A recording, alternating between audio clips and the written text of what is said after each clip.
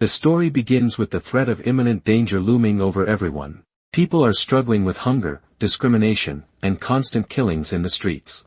In the middle of the war, our protagonist laments that his weak country has turned into a living hell, but at the most critical moment, his weapon suddenly runs out of bullets. Several rifles fire at him simultaneously, and he is struck by multiple bullets in the front. Soldier feels that his life is over, just like the downfall of his country. As everything around him begins to fade into darkness, he suddenly opens his eyes and sees a brilliant light. A mysterious glowing hand reaches toward him. He grabs the golden hand and feels a powerful energy flowing through his entire body. At that moment, the protagonist is resurrected. When he fully opens his eyes, he discovers that he is now in an entirely different world. He has already been living in this new reality for exactly 3 years. Pluto, the protagonist, wonders whether he has been given a second chance to correct the mistakes of his previous life. The long-awaited day has finally arrived, the day of the awakening ceremony. The teacher tells the extremely nervous students to stay calm before shouting for everyone to head toward the sports field. He warns them that this moment will determine the course of each person's life. The world was completely transformed when dungeons and terrifying monsters began appearing everywhere. Humanity fought back by awakening different classes, ranging from rank C to rank S. The protagonist understands that in this new world, a person's class is the most important thing that matters.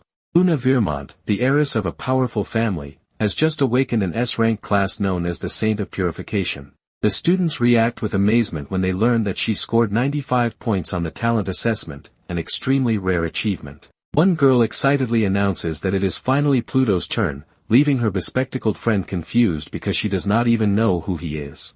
The announcer eventually calls Pluto's name as the next student to introduce himself. Protagonist walks forward confidently. He is famous for possessing 200 talent points, the highest record in the city. As Luna passes him on the stairs, she stares at him intently. She then walks past him and quietly whispers that he must not disappoint her. He notices that, as usual, he remains silent and simply watches her walk away. The crowd enthusiastically chants Pluto's name as he approaches the altar. He is instructed to place his hand above the floating sphere to begin the awakening process. The academy instructor proudly thinks that Pluto is the only person in the world he knows who possesses 200 talent points. He reminds Pluto that if he succeeds in awakening as an S-class hero, he will be guaranteed a position in the prestigious Azure Dragon Guild. The Azure Dragon Guild is the #1 guild among the 5 greatest guilds in the entire country. Securing a place there would give Pluto the power, status, and glory that every professional dreams of achieving. More importantly, the Azure Dragon Guild was established by the government itself and serves as the country's official military force. In his previous life, Pluto was nothing more than an ordinary soldier from a weak nation who eventually died a tragic death. This time, however, he is determined to protect his country and become the strongest man in the entire world. Suddenly, an enormous dark light bursts from the sphere, causing the students to believe that Pluto has surely awakened an S-class ability. Pluto is stunned as he watches the result of his awakening unfold before his eyes. Luna and the instructor are equally confused and speechless by what they see. A terrifying shadow filled with skeletons appears behind Pluto, revealing that his awakened class is actually Necromancer. Complete silence falls over the entire area as purple energy surrounds him. One student finds the scene incredible, but her friend quickly warns her that Necromancer is the worst rank C class in existence. Pluto is devastated and wonders where he went wrong to receive such a weak class. His status screen clearly reveals that he is a level 0 rank C Necromancer. The instructor crosses his arms in disappointment, grumbling that he had expected much more from the boy. Pluto's ability apparently allows him to summon only one skeleton every 30 minutes, making the instructor believe that he is destined to fail. Suddenly, system alerts appear, informing Pluto that his summoning restrictions have been removed in an unprecedented manner. He realizes that without the normal limitations of his class, he can use his 10 mana points to summon 10 soldiers simultaneously. But this is only the beginning. As Pluto continues to level up, his summons will become increasingly powerful. An enormous army of skeletal warriors will eventually emerge under his direct command. With enough mana and no summoning limit, Pluto is destined to become a one-man army. No matter what the world believes, he knows he is capable of defeating any S-rank. The instructor's voice snaps him out of his thoughts, harshly ordering him to stop spacing out and leave the stage. Pluto looks back and notices how quickly the faculty's respect has turned into contempt. With a smirk, he walks away, already mapping out his route through the dungeons. The other students whisper behind him, puzzled by his sudden change in attitude. Adrien Smallwood, a student with a mocking expression and greenish-gray hair, steps directly into his path, calling him Mr. 200. He ridicules the former golden boy for falling so dramatically from grace. Proud of his own A-rank status, Adrien Smallwood offers to make Pluto his pet in exchange for carrying him through the dungeons. Pluto simply ignores the provocation. Knowing that Adrien has always craved his attention, the bully and his whole laugh, already imagining Pluto crawling behind them like a dog. Adrien calls him a hotshot and urges him to accept the generous offer. Pluto does not bother responding and simply walks past the trash. To his surprise, Luna Vermont is waiting for him near the courtyard. He tells her that he is really not in the mood for any more jokes today. Instead of making fun of him, she offers to take him out for a power leveling session. Pluto is skeptical, wondering why an S-rank would bother carrying someone as lowly as a C-rank. Luna insists that with a talent score like his, there is no way he is merely an ordinary necromancer. She grabs his arm, her eyes filled with genuine faith in his hidden potential. She is sharp enough to understand that 200 talent points could never result in such a weak class. Pluto thanks her for being willing to lower herself to his level, but then pulls away and politely refuses her help. He straightens his tie, determined to climb to the top on his own terms. His eyes shine with a cold purple glow as he thinks about the levels he is about to gain. He looks back at those who underestimated him, ready to surpass every one of them. Pluto arrives at the Aurora Academy dungeon hall, where a gigantic blue portal towers over the room. Ignoring the other students' stares, he heads straight toward the trials. Pluto enters the sequence trials, a solo dungeon where the monsters range from level 1 to level 5. The danger is immense, as challengers cannot leave until they either clear the wave or die attempting it, but the experience rewards are unmatched. Luna Vermont and the elite class homeroom teacher stare at the portal in disbelief. Realizing that Pluto has actually entered, the teacher covers her mouth in horror. She cannot believe that a mere C-rank would attempt something this dangerous and assumes Pluto has lost his mind, driven to a death wish after his disappointing awakening. Despite her fear, she knows Pluto is not the kind of person who simply gives up. She decides to remain near the portal, ready to watch for trouble and call for backup if anything goes wrong. Deep within the trial domain, a massive floating island serves as the battlefield for the first wave. Pluto stands inside the safe zone, preparing himself for the battle ahead. He knows there will be no retreat once he enters combat, and the trial begins. 10 level 1 void hounds emerge from the shadows, their eyes glowing with a sinister purple light. Pluto prepares his magic, noting that most rookies would never dare face 10 monsters at once. Then, he summons his first 2 necromantic soldiers, watching as the skeletal warriors materialize in bursts of purple flames. With a command, he orders his soldiers to concentrate their attacks on the leading hounds. One of his soldiers strikes a hound with tremendous force, reducing the beast to nothing. Seeing the result, Pluto realizes that as long as he can continue summoning soldiers, the mobs will remain manageable. He reflects on how quickly he went from being the center of attention to becoming the target of everyone's jokes. Dark energy gathers around his hand. As he remembers how everyone's attitude toward him changed, he remembers the instructor angrily ordering him to move on after the ceremony. He recalls seeing the void hounds and compares his current struggle to the obstacles he faced in the past. He remembers Adrien Smallwood mocking him and offering to make him a pet simply because of his A-rank status. The memories of being treated as part of an inferior race in his previous life strengthen his determination to prove them all wrong. He remembers his former self, battered and bruised, while others looked at him with either pity or contempt. With absolute determination in his eyes, he swears that he will become the strongest, regardless of his rank. Throwing caution about his mana limits aside, he summons an entire squad of skeletal soldiers around himself. With 10 necromantic soldiers now at his command, he is ready to dominate the first floor. He quickly devises a strategy, assigning 2 soldiers to each hound to maximize their efficiency. The soldiers swiftly eliminate another void hound, earning Pluto even more experience points.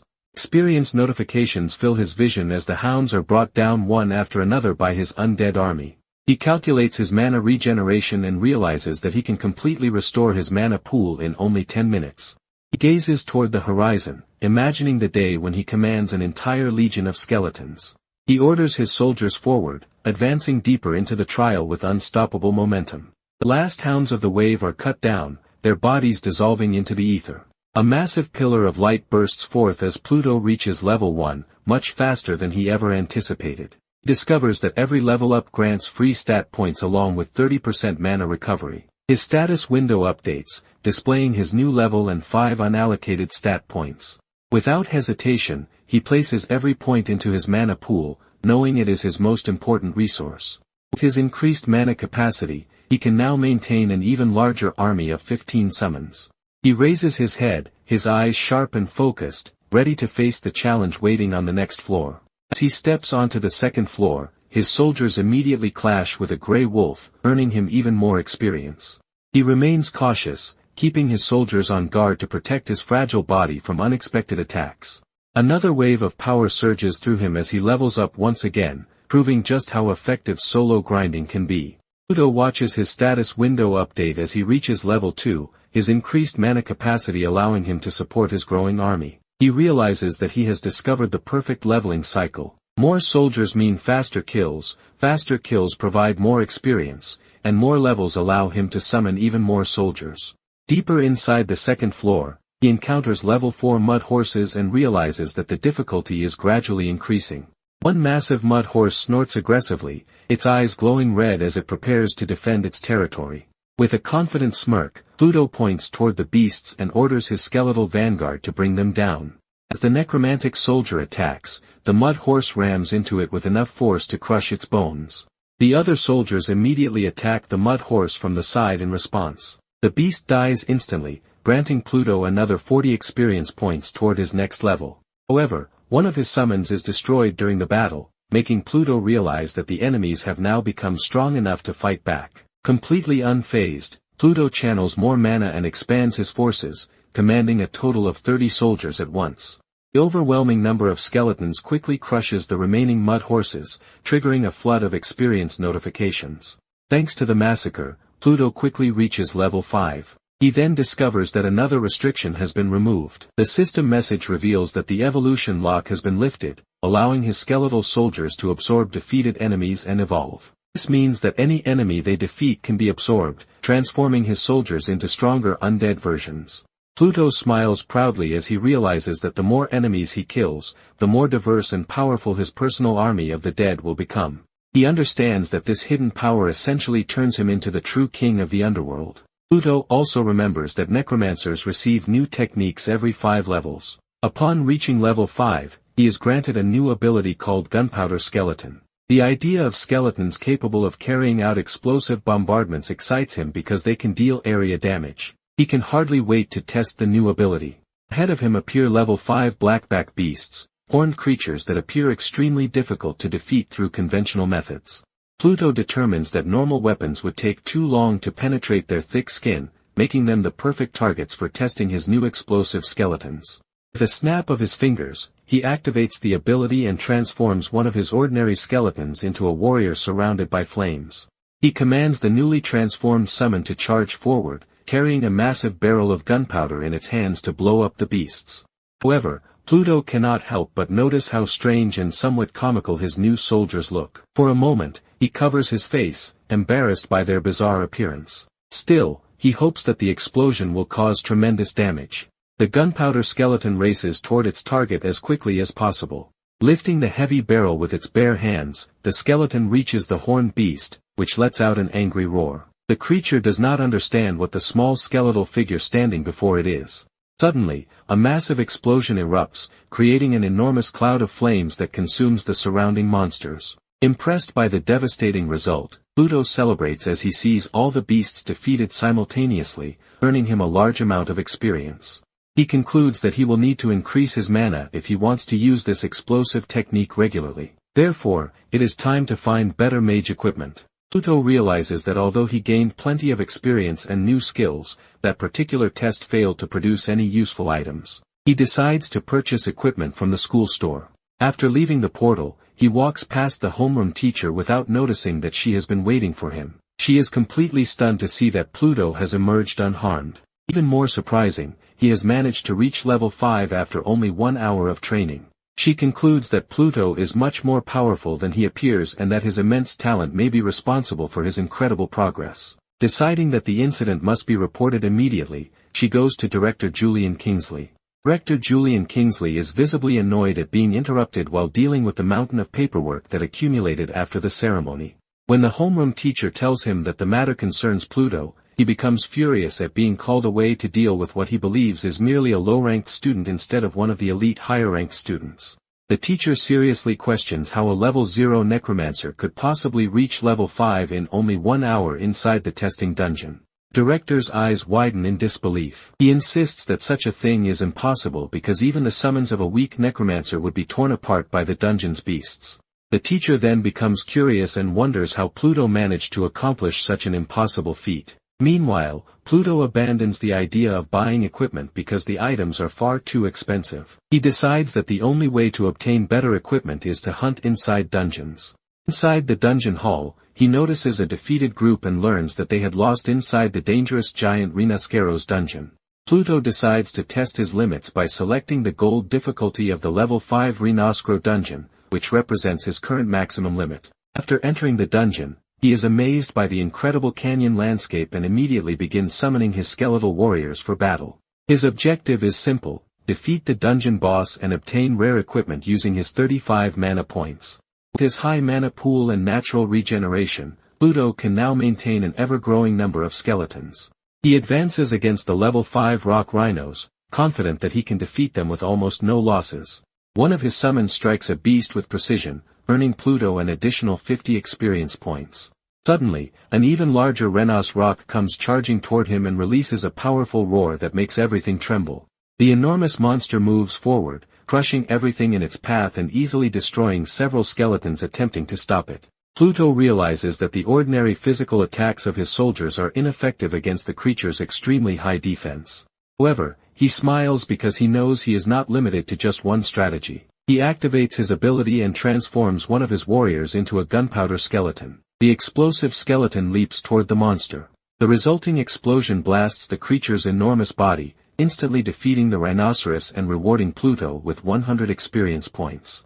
After seeing that the monster's defense is useless against his bombs, Pluto decides to transform all of his soldiers into explosives simultaneously. The canyon is immediately filled with a series of violent explosions that annihilate all the remaining beasts. Pluto easily reaches level 6 and calculates that defeating the dungeon's main boss should take him directly to level 7. At that moment, a truly gigantic shadow rises before him. It is the terrifying Rock Rhino King.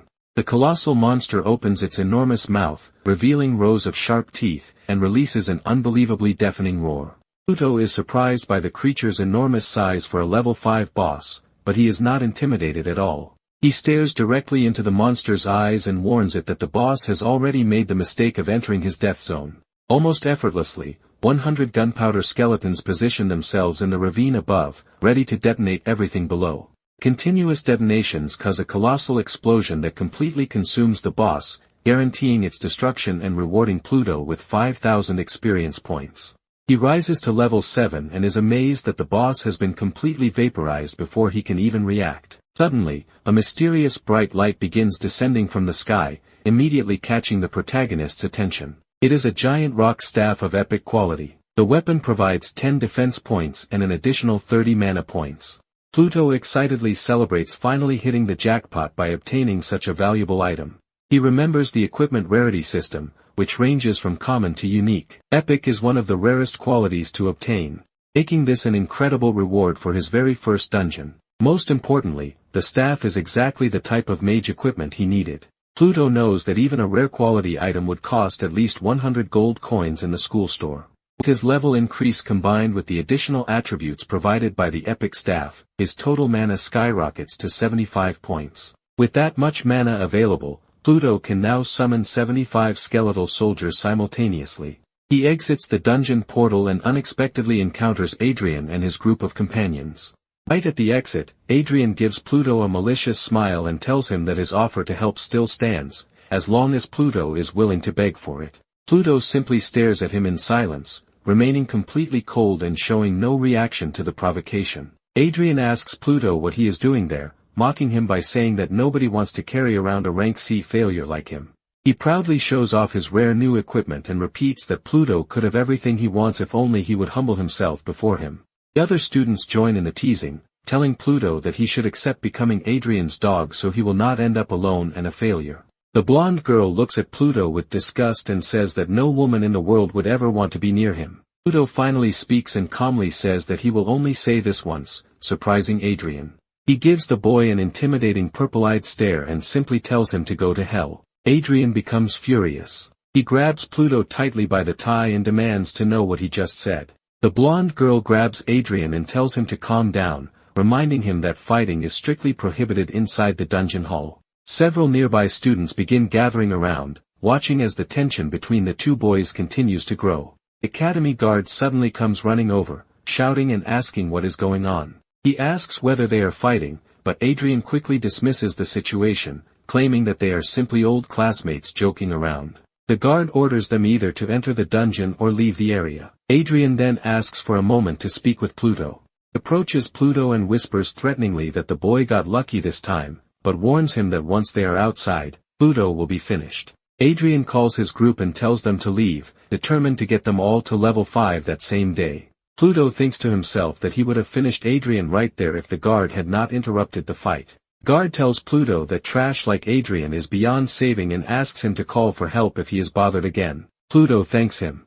As Pluto heads toward the portal, the guard suddenly shouts a warning, telling him that the dungeon is too difficult and suggesting that he try the level 1 bunny meadow instead. However, the security guard is left speechless when he notices the equipment Pluto has summoned. He notices that Pluto is carrying the giant rock staff. Still focused on the panel in front of him, Pluto is determined to use his 4 remaining daily entries to continue training. The guard knows that this staff only drops after defeating the Rhino King on gold difficulty. Realizing that Pluto must have obtained it himself, the guard is astonished by the possibility that the young man defeated the boss single-handedly. Meanwhile, Pluto begins his second daily entry into the dungeon. He knows that he needs to increase his pace if he wants to complete all of his permitted daily entries before the day ends.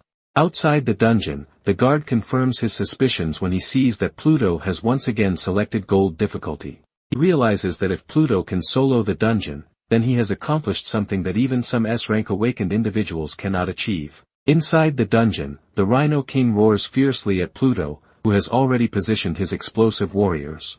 Pluto simply smiles as he watches the giant monster bare its fangs at him. The boss is quickly blown apart once again, rewarding Pluto with a huge amount of experience. Afterward, only 2 daily entries remain. During the third attempt, another enormous rhinoceros appears in front of the young man and snorts angrily. Pluto gives a slight smile and comments that these monsters never seem to learn their lesson. Another devastating explosion immediately follows, sending the monster flying. He orders his servants to keep moving forward quickly so they can finish the remaining work. Another boss falls to the ground in defeat, and the system warns Pluto that only 1 final daily entry remains.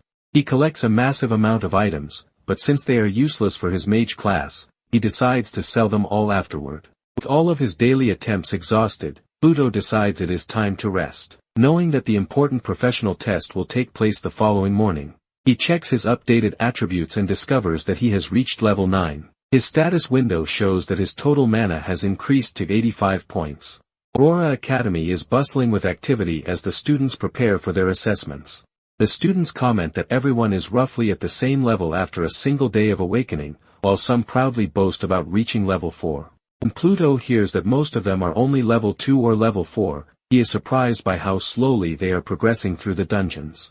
Adrien appears once again, looking for an opportunity to provoke him. He disdainfully asks Pluto how the difficult training of his weak necromancer class is going. He proudly announces that he trained all day and managed to reach level 5. Adrien then asks whether Pluto has finally found someone willing to carry him. At that moment, an instructor walks onto the stage and calls for everyone's attention. He announces the beginning of the school's traditional professional test for newcomers. He explains that the top 5 students will be selected by the Azure Dragon Guild, while the student who finishes in first place will receive an epic piece of equipment as an additional prize.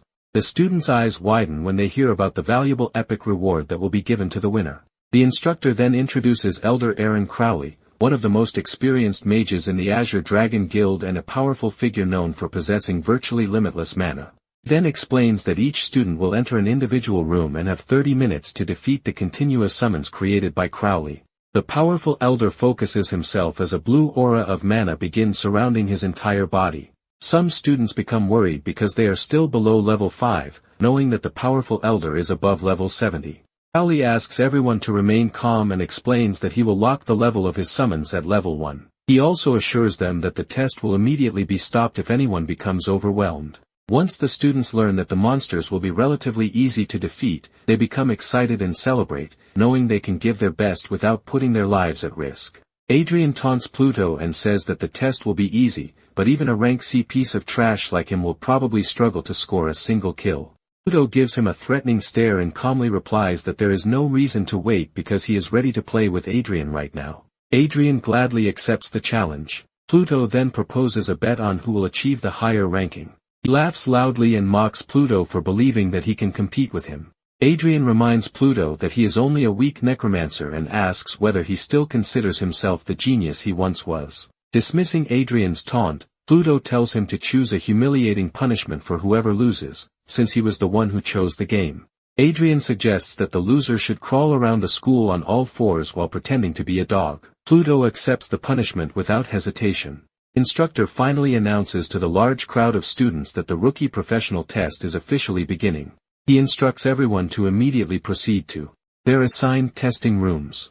Director informs Vice Chairman Crowley that everyone is ready and that the teleportation system has been activated. The Vice Chairman activates his powerful level 70 bronze summoner magic, causing the magic circle to glow intensely. Inside each student's private testing room, a luminous circle appears directly on the floor. Pluto watches closely, waiting to see what will emerge from the Elder's summoning magic. Level 1 bronze soldiers appear from the circle, armed with long combat spears. Pluto grips his powerful new staff and decides to test the strength of these summoned statues against his own skeletal warriors. Bronze soldiers immediately launch an attack, advancing quickly while pointing their spears toward Pluto's defenses. Pluto gives the order to attack and commands his skeletal warriors to charge directly into the bronze soldiers. The sound of metal fills the testing room as the two forces exchange fierce blows. Pluto notices that the bronze statues break apart easily. He reflects that defeating them would have been much more difficult if he still possessed the old limitations of his class.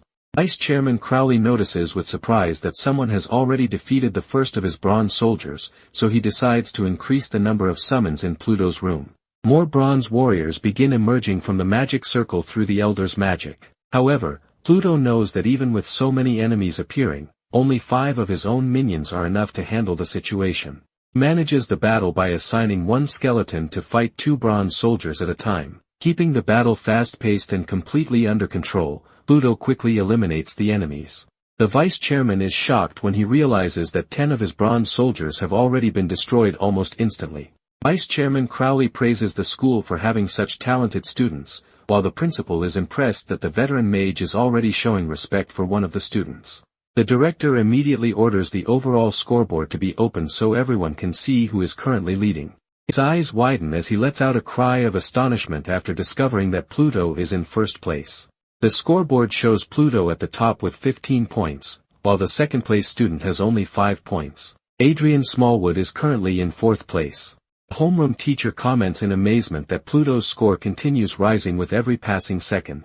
Moments later, the scoreboard updates again, revealing that Pluto's score has already passed 20 points. The principal shouts in disbelief after seeing 3 kills registered so quickly. The teacher takes the opportunity to ask whether he finally believes her now. The director remains perplexed and wonders whether Pluto has somehow overcome the limitations of his weak class simply because he possesses 200 talent points.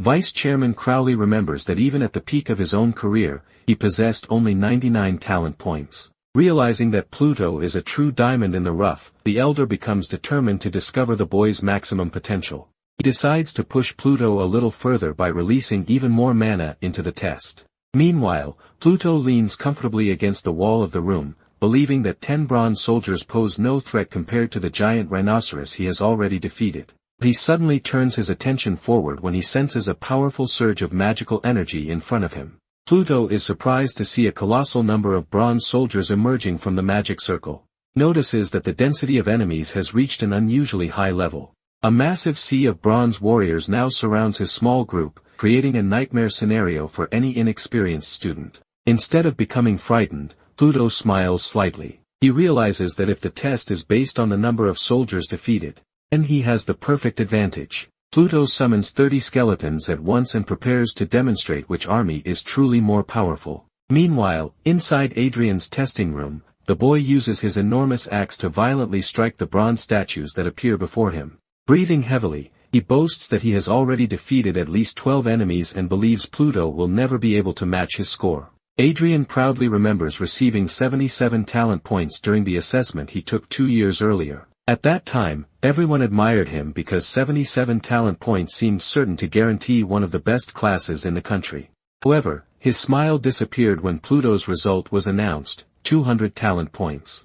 Adrien becomes consumed by jealousy as he remembers how the spotlight and the attention of all the students were focused entirely on Pluto. The students had been amazed, saying that such a score placed Pluto at the very top of the entire country. Even the teachers had encouraged the other elite students to try to keep up with Pluto's incredible progress. Adrien hated being criticized for refusing to accept that someone at the school was far superior to him.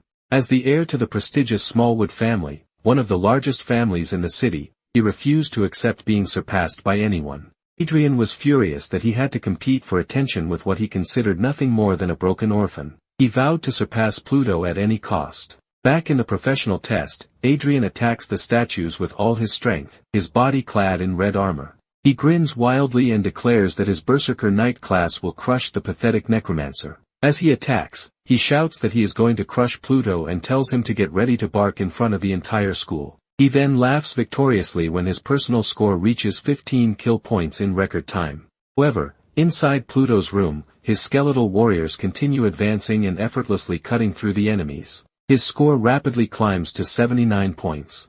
Pluto summons absorb the spear thrusts while the others attack the bronze soldiers.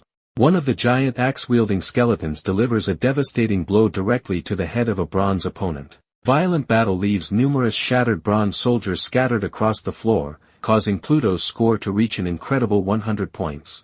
Pluto notices that he began the test with 30 soldiers but now has only 16 remaining. He understands that losses are unavoidable in battles of this scale. Not wanting to leave himself vulnerable, Pluto activates his staff and summons new minions to replace those that have fallen before more enemies can appear. Notices that his mana has dropped by half and begins wondering why the number of monsters appearing in the room has suddenly increased. In the control room, the director shouts in shock that Pluto has broken the previous all-time record of 97 points in only half the allotted time. Elder Crowley is extremely impressed to see that 100 of his soldiers have been destroyed, an accomplishment comparable to defeating a difficult level 5 boss. The old man jokingly wonders whether Pluto is trying to embarrass him during the test, leaving the director astonished. Vice Chairman Crowley then unleashes a massive amount of blue mana as he prepares to unleash his maximum power. The elder's eyes widen as he realizes that the situation is beginning to spiral completely out of control.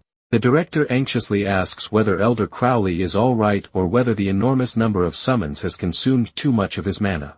Crowley calmly replies that he could summon 10,000 soldiers without even breaking a sweat. The director then asks why he appears concerned.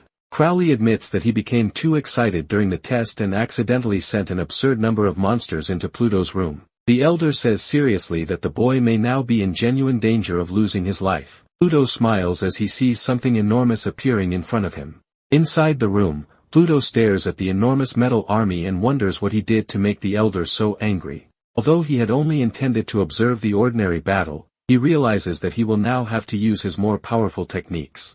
Without hesitation, Pluto snaps his fingers and prepares to activate his powerful gunpowder skeleton ability. The system confirms the transformation, and his ordinary soldiers begin loading burning explosive barrels. A massive squadron of skeletal bombs charges at full speed toward the bronze army. Pluto firmly commands his summons to turn every one of those statues into dust. Suicide bombers race forward behind their shield bearers before launching themselves directly into the enemy ranks. Back in the control room, the desperate director begs the elder to immediately cancel the summons inside Pluto's room before it is too late. However, based on Pluto's performance so far, the elder believes that taking on hundreds of soldiers in a short time should not be a problem. Still, he knows that any delay could be dangerous, and they cannot risk losing someone with such extraordinary talent. The teacher watches the screen carefully and notices that Pluto's score has suddenly begun changing at an incredible rate. She quickly raises her hand and tells them to wait before making any rushed decisions. The director angrily asks why they should wait when the boy could be torn apart within minutes. Without saying a word, the teacher simply points toward the student ranking screen. Pluto's score has skyrocketed from 201 points to nearly 300 in an unbelievable amount of time. Only seconds later, the counter reaches an astonishing 350 kill points. The principal is completely speechless, wondering whether the student inside the room is truly Pluto. Meanwhile, the elder silently thinks that if a freshly awakened student can display such an extraordinary level of talent and power, then with proper training, he could one day save the nation. The director once again begs the elder to remove the monsters. Crowley refuses because he wants to discover Pluto's true limit. Inside the room, a massive series of explosions fills the area as Pluto's score rises all the way to 800 points. The suicide bombers continue charging around and blowing everything apart, rapidly pushing his score to 900 points. The room becomes filled with smoke and metal debris from the countless destroyed statues. Pluto calmly stands among the ruins and notices that a few bronze soldiers are still standing. He coldly orders his summons to eliminate every remaining metal warrior. His score reaches the unbelievable mark of 1,000 points. Pluto ironically thinks that the testing room has now become a genuine war zone. Back in the control center, the three observers stare in complete amazement as they realize that the summons have finally stopped appearing inside the room. Crowley murmurs in disbelief as he realizes that Pluto has eliminated every single bronze soldier he summoned. The director enthusiastically asks whether he should bring Pluto to him after the test. However, the elder unexpectedly refuses. The two teachers stare at him in surprise, unable to understand the reason behind his sudden refusal. The sharp blue-eyed stare, Elder Crowley seriously declares that he intends to meet the boy personally. The principal tries to stop him, reminding Elder Crowley that the test is not yet finished and that the other students still need their summons. However, Elder Crowley activates the teleportation spell anyway. Crowley dismisses the concern, explaining that his physical presence in the city will not interfere with the summons being used in the other rooms. He is fascinated by the possibility that if Pluto's score is genuine, then the boy's potential may be beyond measurement. The elder activates his teleportation circle, preparing to meet Pluto immediately, then disappears within a burst of blue light. Inside his silent testing room, Pluto sighs with relief, believing that the test is finally over. Reflects that facing more than 100 bronze soldiers at once would have been terrifying if he had not possessed his area of effect bombs. But he quickly becomes alert again when he notices a new magic circle appearing on the floor. Pluto is confused when he sees that only a single silhouette is emerging from the portal of light. Not wanting to take any chances, he immediately orders his skeletal servants to surround the mysterious intruder. The skeletal warriors leap forward and unleash their swords toward the newcomer. Pluto suddenly shouts at them to stop. He recognizes the face of Elder Aaron Crowley. The senior mage notices that the blades have stopped only millimeters from his face and recognizes the creatures as necromantic soldiers. Pluto is confused by the elder's unexpected appearance and asks what an elder of the guild is doing inside his test. Crowley comments that only a rank C necromancer could use such magic. Pluto confirms that this is indeed his class.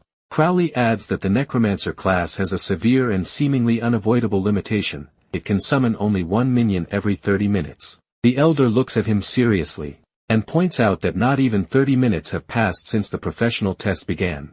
Dropping his staff in front of him, Crowley asks how Pluto managed to create so many soldiers in such a short time. His voice turns cold as Pluto realizes that he has been caught hiding something. Pluto hesitates, wondering whether he should reveal the full truth about his abilities. The veteran tells him that he will not force him to explain everything. However, he wants to know only one thing: whether Pluto can control this power well enough to use it to protect the country. Pluto believes that protecting his country is the reason he was given a second life. To accomplish that purpose, he knows that he will need Crowley's approval. Deciding not to reveal all of his abilities at once, Pluto resolves to show the elder only enough to convince him. He raises his staff and begins summoning skeletal soldiers directly in front of the experienced guild mage. Pluto lies, explaining that his ability has a 30-minute cooldown and that he can summon only one skeleton at a time. He adds that each summoned skeleton can remain for a maximum of 1 hour before disappearing completely.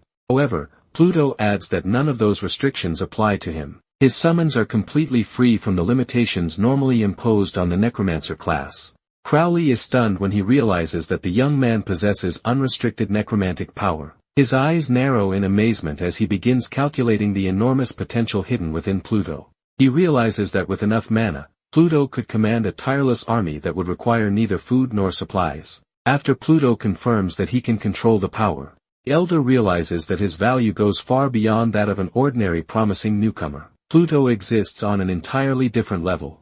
Crowley declares that he will invest everything he has in the young man. He also promises that after the test, he will personally speak with the president of the Azure Dragon Guild to secure Pluto's future within the organization. The elder promises to return the following day before disappearing through the portal, leaving Pluto stunned by the revelation that Crowley intends to speak directly with the president of the Azure Dragon Guild. Suddenly, the teleportation circle begins flickering as though it is experiencing a magical malfunction. Before disappearing completely, Crowley reaches out and hands Pluto a mysterious golden key as a gift. Pluto's eyes widen because he immediately recognizes the value of the item. The elder smiles and asks whether Pluto has ever heard of the legendary Blessing Rift. Pluto immediately confirms that he has. He remembers studying about the location during his academy classes. Blessing Rift adapts to the challenger's level, providing significantly more experience than ordinary trials along with better item drops. Almost nobody can enter the rift because access requires a rare key with only a 0.1% drop rate. Pluto is extremely surprised to realize that the elder is about to give him such a valuable item for free. Crowley simply looks at him with a serious and confident expression, making his intentions clear. He places the key of blessing into Pluto's hand. The key can be used to open the special portal only once. Crowley then disappears through the teleportation portal, leaving Pluto alone while holding the valuable item. Pluto stares intently at the key in his possession, determined to enter the special rift immediately after the test. Standing alongside the teachers and guests, the director announces from the podium that 30 minutes have passed and the professional test is officially over.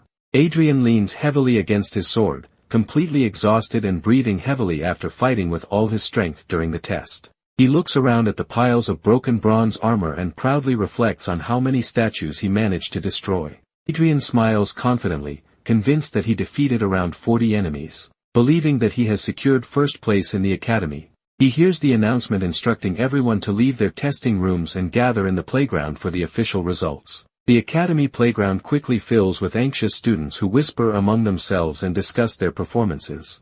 Some complain that the bronze statues were extremely difficult, saying they managed only 15 kills, while others admit to defeating just 7. Adrien searches through the crowd for Pluto, wondering whether his rival ran away out of embarrassment after losing their bet. Soon, however, he spots Pluto calmly walking in the distance and smiles slightly as he prepares to taunt him. Adrien strides quickly across the grass, heading straight toward Pluto. He grabs Pluto by the tie once again and angrily comments that Pluto has a lot of nerve showing his face there. Pluto completely ignores the taunt. He keeps his fist tightly closed, carefully protecting Crowley's blessing key. Adrien provocatively asks whether Pluto is ready to start barking like a dog in front of the entire school, as they agreed. He grins cruelly and says that he cannot wait to see his rival crawling across the floor on his knees. The director's voice suddenly echoes throughout the playground, calling for silence as the official results of the professional rookie test are about to be announced. He explains that only the 5 highest scores will be announced on stage, while the remaining students should consult their respective teachers for their individual results. The director announces Tristan in 5th place with 39 points. The students are shocked by the result, realizing just how difficult the test must have been.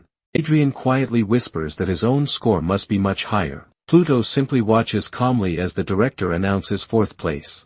Adrien finishes in 4th with 40 points. He immediately celebrates and orders Pluto to get down on all fours and start barking. However, Pluto calmly warns him that the announcement is not finished yet. Adrien scoffs, confidently declaring that there is no way a necromancer could possibly reach the top 3. The director then announces Luna in 3rd place with 77 points. Luna happily celebrates while the students whisper among themselves, unable to understand how a support class student managed to achieve such a high score. Colin is announced in 2nd place with 90 points. He angrily complains that despite possessing an S-rank combat class, he still failed to take 1st place. The principal takes a deep breath before looking down at the floating panel in front of him. He then announces to the entire academy the grand winner of this year's tournament. Julian Kingsley loudly declares that Pluto has taken 1st place with an astonishing score of 1,000 points. The entire playground falls completely silent. The students struggle to process what they have just heard. They begin shouting in disbelief because the academy's previous record was only 97 points. Luna and the other students wonder how someone with a rank C class could possibly achieve such an unbelievable score. Colin is outraged and quickly calculates that Pluto would have needed to defeat more than 33 enemies every minute to reach 1,000 points. Adrien completely panics. He stammers in disbelief, unable to understand how his rival could have achieved such an incredible result. He stands frozen in shock, trembling as he tries to comprehend what has happened. Pluto calmly looks at him and reminds him that he has lost their bet. Adrien immediately accuses Pluto of cheating, insisting that a rank C player could never accomplish something like that. Pluto simply asks whether Adrien intends to back out of the bet. The surrounding students begin gossiping about the wager and laughing. Once they realize that the arrogant Adrien is supposed to bark like a dog in public, their amusement grows even stronger. Desperate to avoid the humiliation, Adrien takes a step backward across the grass and loses his balance, falling onto his backside. He angrily shouts that the result is impossible and insists that a rank C necromancer could never achieve such a score. The other students begin mocking Adrien, telling him not to be a sore loser because a bet is a bet. Director Kingsley then announces that the first-place winner will receive an epic-quality equipment set from the Blue Dragon Guild. Pluto is called to the stage. He walks forward calmly and tells Adrien that he has no intention of wasting time on trash, ordering him to get out of his sight. The students think Pluto is being too merciful. Adrien, still on the ground, shouts that he will surpass Pluto because he is an A-rank student. Filled with rage, Adrien vows that he will make Pluto suffer 100 times worse and even kill him. As Pluto walks away, he senses the murderous hatred being directed toward him. He turns slightly and releases a dark, terrifying skull-shaped aura to intimidate his rival. The overwhelming pressure of the aura causes Adrien to recoil in panic. He screams in pain and falls backward. Pluto simply ignores the commotion and looks forward again with complete indifference. He calmly climbs the building stairs while the other academy students watch him closely. At the top, Director Kingsley warmly welcomes him and congratulates him on his outstanding performance. The director explains that the Azure Dragon Guild has prepared 3 different epic quality equipment options for Pluto. Since Pluto's class is still officially listed as undetermined in the academy records, he is allowed to choose whichever item he prefers. Pluto carefully examines the 3 items floating before him. He immediately dismisses the heavy armor and the wolf longsword because both are designed primarily for tanks and warriors. That leaves only the mysterious cloak, which provides additional mana. Pluto realizes that he has no reason to choose anything else. He selects the Moonveil cloak. As soon as he equips it, Pluto celebrates the additional mana bonus because it will allow him to summon 50 more soldiers at once. Director raises Pluto's arm and officially declares him the grand champion of Aurora Academy's freshman test. The entire crowd erupts into celebration, chanting Pluto's name together. Across the playground, Pluto silently watches as he listens to the cheers surrounding him. Director announces that the freshman test is officially over, but reminds everyone that the guild selection will take place 1 month later. Later, the scene shifts to a simple and rundown condominium in a suburban area. Inside his modest room, Pluto calmly examines the key of blessing glowing in his hand. He remembers the instructions from his book explaining how to channel magical energy directly into the golden key. As he follows the instructions, the key begins releasing dark sparks and opens a magical rift in midair. Portal fully opens inside his room, confirming that the item allows him to access the rift from anywhere. Pluto remembers Crowley's advice to find reliable allies, preferably someone from a healing class. He mentally apologizes to Elder Crowley for ignoring his safety advice.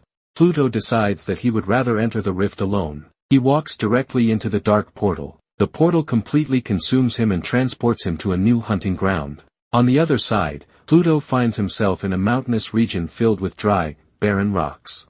He immediately spots level 9 blade-tail leopards. He knows that the creatures are fast and dangerous, meaning he must remain completely focused. Pluto plants his weapon into the ground and considers the best strategy. His plan is to prevent the beasts from getting close to him by using his summons. He orders his new bone soldiers to protect him and form an impenetrable defensive barrier. The skeletal warriors quickly take their positions, planting their metal shields in front of them and forming a protective circle around their master. One of the leopards attempts to leap over the barrier. However, it is instantly sliced apart by the skeletal warriors, rewarding Pluto with 300 experience points. Pluto is surprised by the enormous amount of experience he receives from a single enemy. He realizes that he is going to level up extremely quickly inside this rift. After defeating the first group of leopards near the entrance, Pluto decides to venture deeper into the crevice.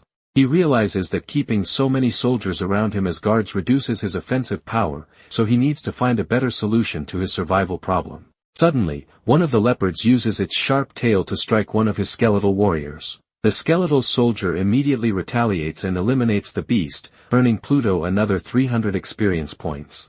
A bright light then surrounds Pluto as he finally reaches level 10. He has officially entered the double-digit levels. Upon reaching this milestone, the system informs him that a new ability called Death Gaze has been unlocked. This level 10 skill allows Pluto to exercise powerful crowd control through a terrifying death stare. He analyzes the ability and realizes that the duration of the fear effect depends on the difference between his level and that of his opponent. Pluto remembers that most people underestimate this technique because it normally has an extremely long 24-hour cooldown. However, thanks to his restriction removal ability, he will be able to use the terrifying effect repeatedly as long as he has enough mana. Suddenly, a loud crash echoes throughout the area as gigantic claws slam violently into the ground. The blade-tailed leopard king emerges as the great ruler of the region, roaring furiously.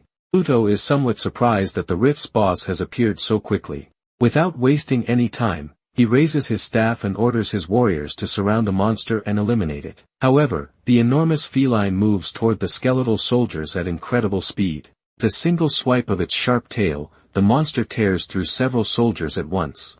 Pluto realizes that the king's speed is absurdly high. It breaks through the defensive formation before his soldiers can even complete it. He understands that his summons could be destroyed before they ever manage to reach the boss.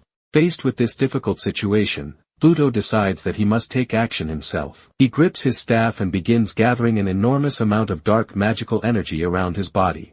A colossal red rift begins opening in the sky, creating a terrifying pressure throughout the area. Pluto decides that this is the perfect opportunity to test his newly acquired Death Gaze.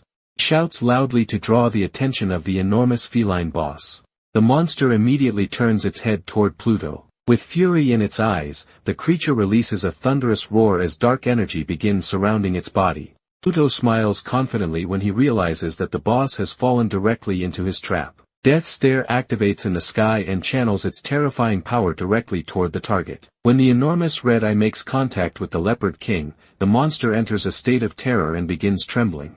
Pluto calculates that because the monster's level is lower than his own, the effect should paralyze it for approximately 5 seconds. Immediately summons his gunpowder skeletons and prepares to activate Death Gaze again as soon as the effect disappears.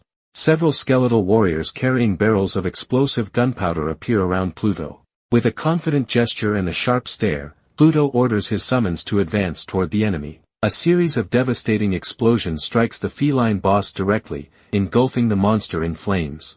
Enormous leopard roars in agony as the intense fire spreads across its body.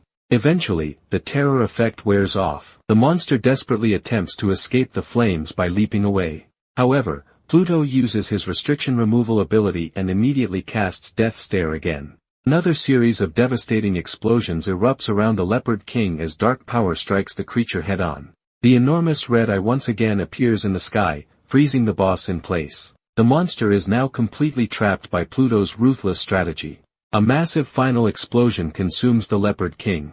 Boss collapses, and Pluto receives an incredible 30,000 experience points. He is amazed by the enormous reward provided by the Blessing Rift. Pluto immediately reaches level 11. He realizes that gaining this much experience would be nearly impossible in ordinary dungeons. He then remembers that reaching level 10 triggered another restriction removal, although the appearance of the boss interrupted him before he could examine it properly. System reveals that the physical form lock has been removed. This allows Pluto to temporarily transform into his nether form. He is fascinated to discover that this transformation makes him completely immune to damage, realizing that it is the ultimate survival skill. He is fascinated when he discovers that this transformation makes him completely immune to damage. However, Pluto quickly notices that the new technique consumes mana at an extremely rapid rate. He concludes that he needs to focus on increasing his MP even further. Suddenly, Pluto notices small golden sparkles floating through the air. He looks toward them carefully. A massive beam of golden light suddenly erupts from the ground. Pluto wonders whether he has managed to obtain a legendary item this early. Meanwhile, somewhere else, the scene shifts to the imposing facade of a luxurious mansion with classical architecture. Inside, Adrien sits on a red sofa while holding a glass of wine. He angrily complains about Pluto. He remembers the dark and terrifying expression Pluto gave him and trembles with hatred as he wonders what that terrifying power was. Adrien runs away in terror, remembering how Pluto completely humiliated him in front of everyone. Overwhelmed by anger, he smashes a glass with his bare hand inside his luxurious mansion.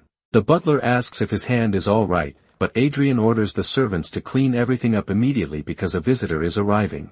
As the servant cleans the floor, Adrien vows that Pluto will pay dearly for crossing his path while wiping his hand. Shortly afterward, another servant announces that the mysterious visitor has arrived. Adrien angrily orders the servant to leave immediately, prompting the employee to apologize and quickly hurry away.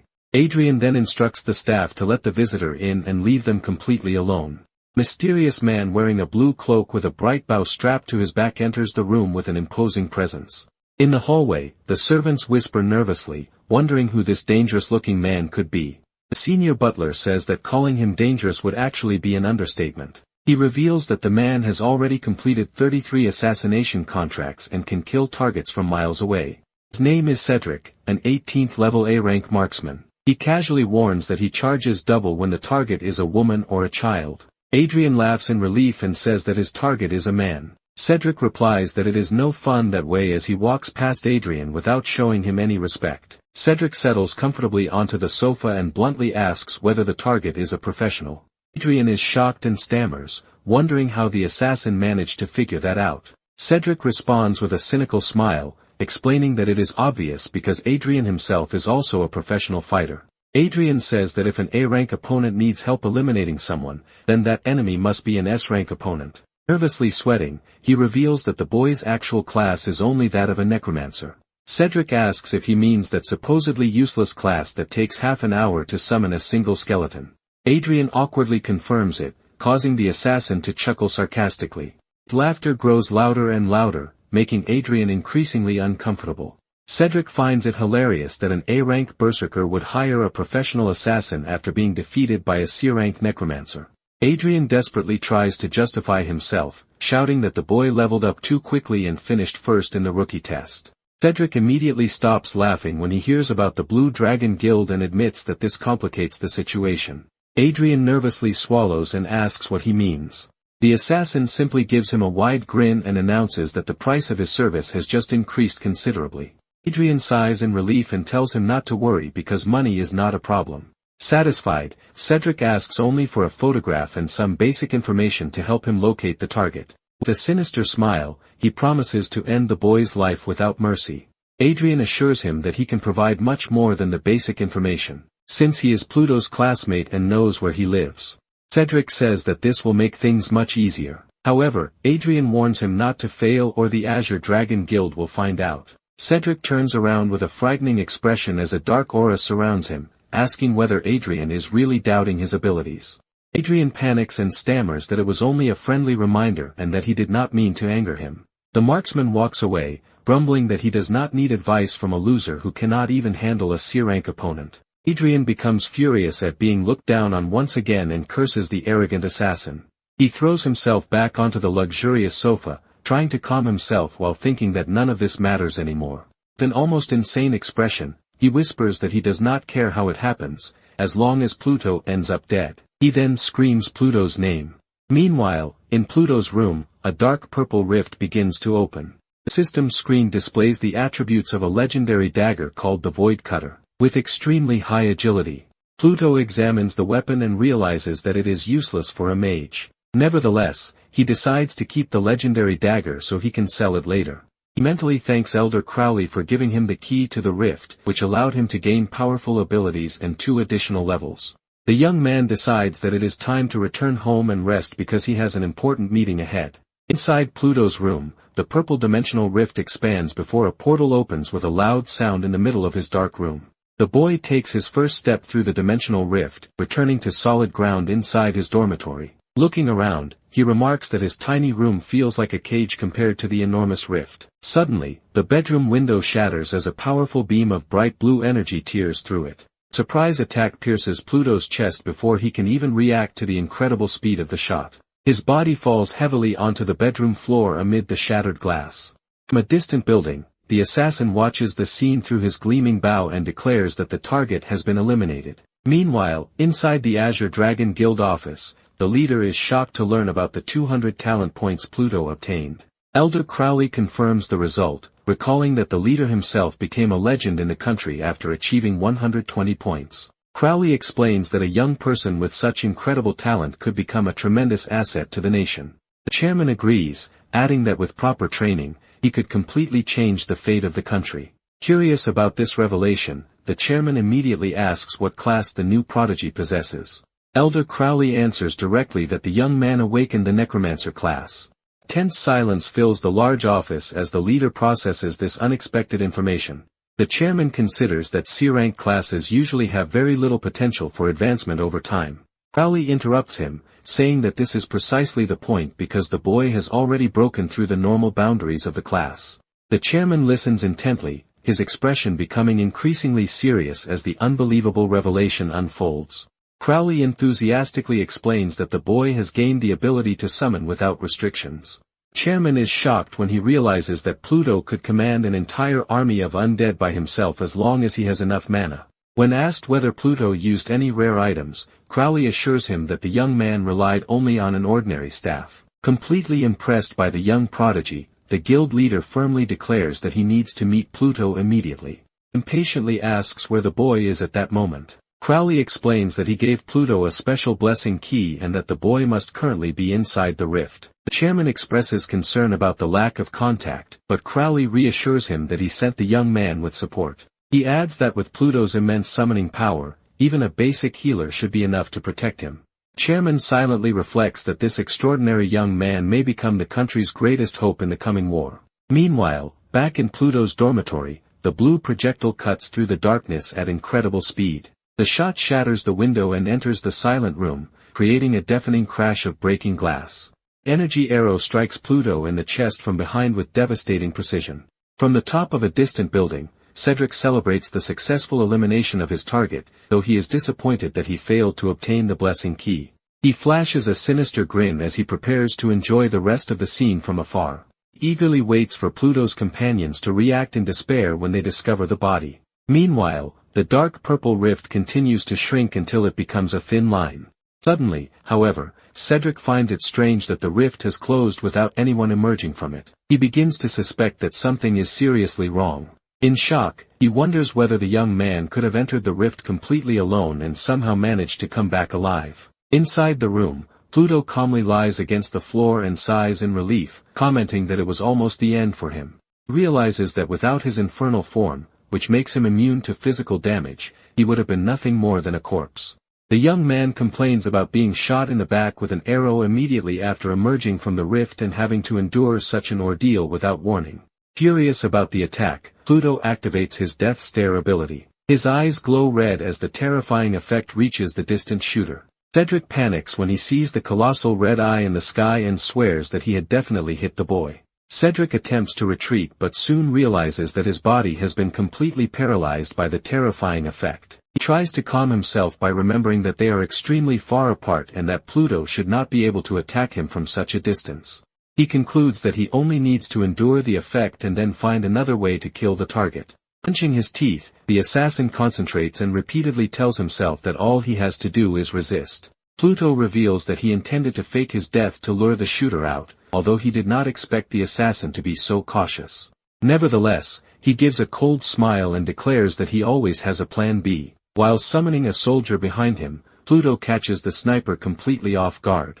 Cedric's eyes widen as he struggles to understand how a zombie soldier suddenly appeared behind him. The skeletal warrior delivers a swift and precise sword strike, hitting the assassin directly in the back. When the terror effect finally wears off, Cedric uses his quick reflexes to destroy the skeleton.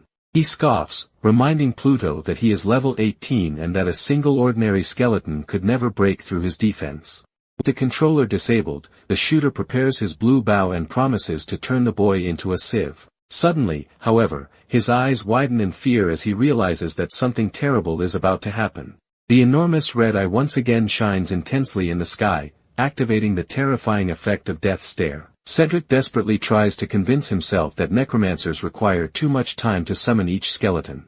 Pluto realizes that the enemy is much higher level than him and that a single bone warrior would not be enough. However, Pluto firmly plants his staff into the ground, remembering that he has an unlimited number of summons at his disposal. A massive cloud of purple energy surges around him as he activates his undead summoning ability. The assassin trembles in panic when he sees a colossal army of skeletons emerge around him without any restriction. The assassin realizes that Pluto completely ignored his attack and angrily concludes that Adrien must have lied about the boy's actual strength. With a simple command from their master, dozens of undead receive orders to begin the hunt. Skeletal creatures release terrifying shrieks as they race through the dark streets, climbing across the towering structures of the city. They climb the building walls with incredible ease, using the sharp claws on their skeletal hands. The sound of their claws breaking through glass echoes across the building. As the creatures continue their relentless pursuit, Cedric tries to retreat across the roof. To his horror, he discovers that dozens of undead have already surrounded every possible escape route. One of the bone warriors leaps aggressively toward the shooter, raising a sharp axe in midair. Pluto looks toward the top of the enormous building and laments that his necromancer class still does not give him the ability to fly. Cornered on the ground, the assassin desperately begs for mercy, and screams that he wants to negotiate with his master. Pluto stands imposingly before the criminal and asks whether he really believes he can still be useful. Surrounded by his undead soldiers, the young man says that he is curious to hear the assassin's proposal. Cedric desperately tries to save himself by offering to reveal the identity of the person who hired him in exchange for his life. To the assassin's surprise, Pluto reveals that he already knows it was Adrien Smallwood and that he intends to deal with the matter very soon.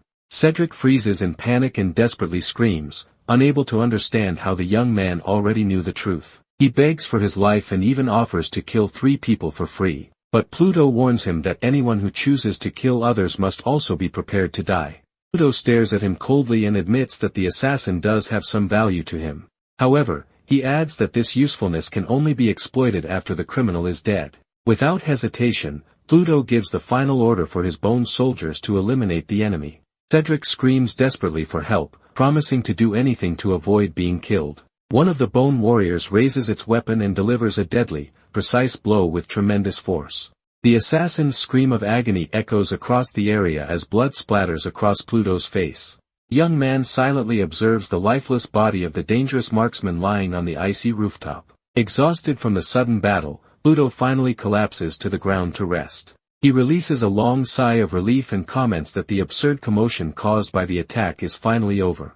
He analyzes his situation and realizes that his nether form consumes a tremendous amount of mana every second. His spells have nearly drained all of his remaining strength. He recalls that the summoning range allowed him to send a skeleton out of the room in time. The skeletal soldier had received a direct order to track down and ambush the shooter before Pluto was hit. While the summoning was being carried out, Pluto deliberately acted as bait to capture the criminal's attention from a distance. Leaning on his staff, Pluto feels the terrible exhaustion caused by his nearly depleted mana.